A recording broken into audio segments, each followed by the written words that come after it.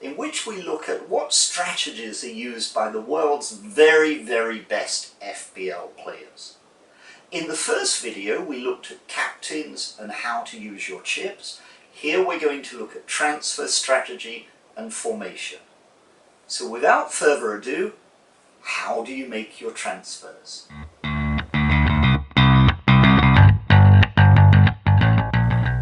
Now, every single season I'm docked points for having too many transfers in a single game week. And I curse myself because it's just a loss of points. But to my surprise, even the very best players do this.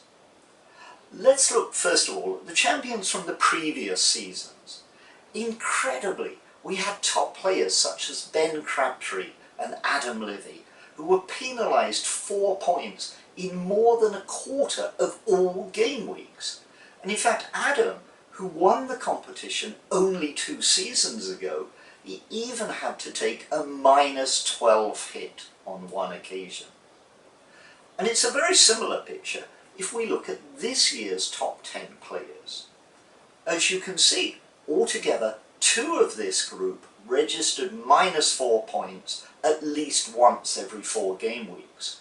And one player, 9th place Tim Lear, he was docked 8 points on 4 separate occasions. So the message seems to be very clear. Don't be afraid of making multiple transfers if you need to. Maybe because an important player is injured, or there's a key player you don't have in your squad, or you need to jump on a bandwagon, something like an Ilkay Gundogan or a Jesse Lingard type of bandwagon. Because through the season, most of the top players get docked points for making too many transfers. There is one exception though. Take a look at Harvey Ransom's team, Guilty Pleasures.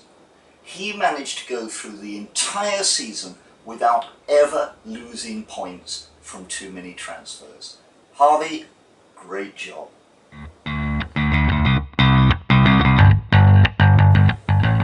There's a lot of consistency in terms of what type of player was transferred. Over 4 out of 10 of all the transfers made by our top players were of midfielders, whereas goalkeepers got transferred very, very rarely. Only about 3 to 5% of the transfers came from that end of the pitch. And the reason is very, very simple. It's because midfielders generate far more points than other players.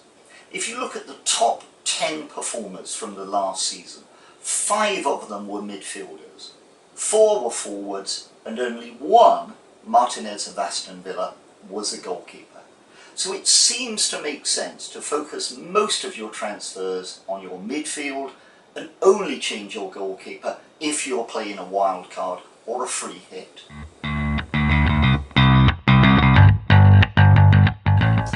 Every season I struggle over whether I should have 2 goalkeepers who are both first team regulars in my squad, or only 1 first team regular and 1 goalkeeper who'll spend the entire season on the bench. And even amongst the top players, there's huge variation about what's best to do. If we look at the former champions, you can see that Yusuf Sheikh, he went through the entire season having 2 regular first team goalkeepers, and he simply alternated between the 2. Whereas Simon Marsh used a very different strategy. He had 1 first team goalkeeper and he stuck with that keeper. And it's similar amongst this year's top 10. Overall though, you can see that about 60% of the top players seem to opt for having only 1 first team goalkeeper. And the reason is quite clear. How many times in the season have you chosen between 2 goalkeepers and the one on the bench ends up earning more points than the one you actually chose? Well, you might be pleased to know that even amongst the top players this happens. Again, if we go back to Yusuf, you can see he left more points on the bench than he did through his first team choice, and 3 of our this year's top 10 also ended up in the weeks where they had to make a choice between 2 keepers. 3 of them were more likely to opt for the player who scored fewer points and leave more on the bench. So for me, one good goalkeeper, one very cheap bench warmer. Now usually I don't think very much about the formation of the team that I'm playing each week, but it's clear that the top players do think about this. Around 73% of the time they played a team that had only 3 defenders.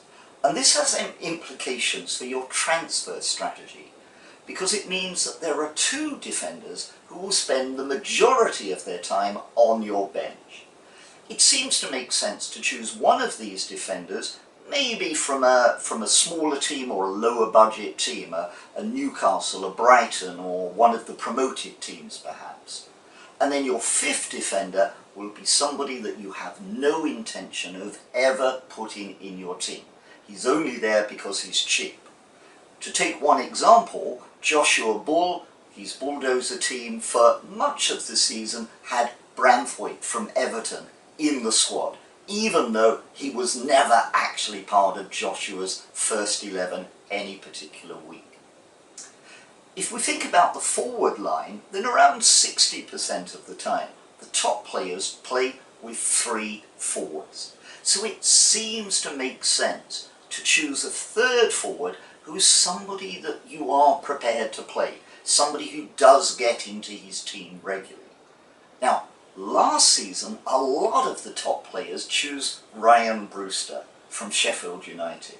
It wasn't a very good decision because he didn't score any goals, but he fitted the bill of being a cheap forward who does play regularly. And so when you're setting out your squad this year, you might want to look maybe amongst the promoted teams for that cheap forward. He will play and he's there just in case you need him. That's what the top players do. I hope that you've enjoyed these videos and that they've taught you something about the strategies and techniques used by the world's very, very best FPL players.